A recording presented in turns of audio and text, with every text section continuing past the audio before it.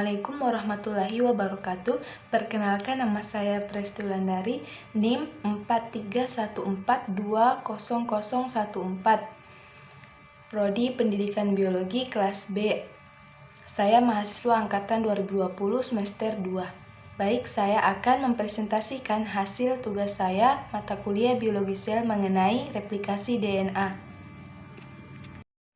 Baik, untuk yang pertama saya akan menjelaskan mengenai definisi dari replikasi DNA. Apa sih definisi replikasi DNA itu? Replikasi DNA adalah penggadaian rantai ganda DNA. Pada sel, replikasi DNA terjadi sebelum pembelahan sel. Kemudian, tujuan dari replikasi DNA itu sendiri yaitu untuk menyediakan kopian DNA yang akan diberikan pada sel-sel baru hasil pembelahan. Kemudian pada sel prokariotik terus-menerus melakukan replikasi DNA, sedangkan pada sel eukariotik sendiri, waktu terjadinya sangatlah diatur, yaitu pada fase S, siklus sel, sebelum mitosis atau meiosis 1. Kemudian saya akan menjelaskan mengenai apa sih komponen penting dalam replikasi DNA. Yang pertama, saya akan menjelaskan yaitu DNA template, yaitu molekul DNA atau RNA yang akan direplikasi. Kemudian yang kedua yakni molekul deoksiribonukleotida, yaitu DATP, DTTP, DCTP, kemudian DGTP. Kemudian yang ketiga yaitu enzim DNA polimerase, yaitu enzim utama yang mengkatalisis proses polimerisasi nukleotida menjadi urutan DNA. Kemudian yang keempat yakni enzim primase, yaitu enzim yang mengkatalisis sintesis primer untuk memulai replikasi DNA. Kemudian yang kelima yaitu enzim helikase, yaitu enzim yang membuka untaian ganda DNA induk. Selanjutnya yang keenam yakni protein SSB atau single strand binding protein, yaitu molekul protein yang menstabilkan untaian DNA yang sudah terbuka. Kemudian yang ketujuh yaitu enzim DNA ligase, yaitu enzim yang berfungsi untuk menyambung fragmen-fragmen DNA. Selanjutnya saya akan menjelaskan ada 3 hipotesis tentang replikasi DNA. Yang pertama yakni replikasi secara konservatif, kemudian yang kedua yakni replikasi secara semi-konservatif, selanjutnya yang ketiga yakni replikasi secara dispersif. Selanjutnya saya akan menjelaskan ketiga hipotesis tentang replikasi DNA tadi.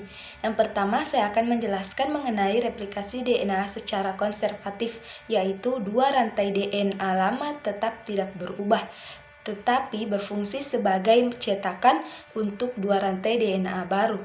Replikasi ini mempertahankan molekul dari DNA lama dan membuat molekul DNA baru. Sedangkan penjelasan yang kedua yakni mengenai replikasi DNA secara semi-konservatif, yaitu dua rantai DNA lama terpisah dan rantai baru disintesis dengan prinsip komplementasi pada masing-masing rantai DNA lama. Akhirnya dihasilkan dua rantai DNA baru yang masing-masing mengandung satu rantai cetakan molekul DNA lama dan satunya rantai baru hasil sintesis. Kemudian yang ketiga saya akan menjelaskan mengenai replikasi DNA secara dispersif, yaitu beberapa bagian dari kedua rantai DNA lama digunakan sebagai cetakan untuk sintesis rantai DNA baru.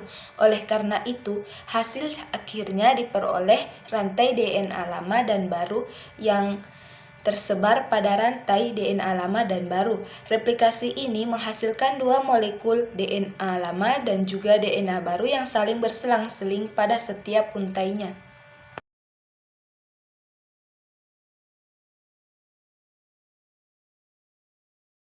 Selanjutnya saya akan menjelaskan mengenai proses-proses tahapan dari replikasi DNA. Yang pertama yakni enzim topoisomerase akan mengurangi tegangan pada struktur double helix DNA. Selanjutnya yang kedua yakni enzim helikase akan memisahkan rantai ganda menjadi rantai tunggal. Yang ketiga yakni masing-masing rantai tunggal akan diikat oleh protein pengikat rantai tunggal untuk mencegah bersatunya kembali rantai tunggal menjadi rantai ganda. Yang keempat yakni ada dua rantai tunggal yang terbentuk yang disebut sebagai satu leading strand, kemudian yang kedua yakni lagging strand. Yang kelima yakni enzim primase akan membentuk RNA pendek yang disebut primer, sedangkan yang keenam yakni enzim DNA polimerase akan membentuk rantai DNA baru dengan cara menambahkan nukleotida baru dengan awalan primer yang sudah terbentuk. Selanjutnya yang ketujuh yakni pada leading strand hanya satu primer yang dibentuk sepanjang rantai baru yang akan dibentuk. Kemudian langkah yang kedelapan yakni pada lagging strand terbentuk banyak primer yang kemudian akan diperpanjang oleh DNA polimerase membentuk DNA pendek yang disebut sebagai fragmen Okazaki. Yang kesembilan yakni terdapat celah-celah pada fragmen DNA di lagging strand yang akan disambung oleh kerja enzim ligase.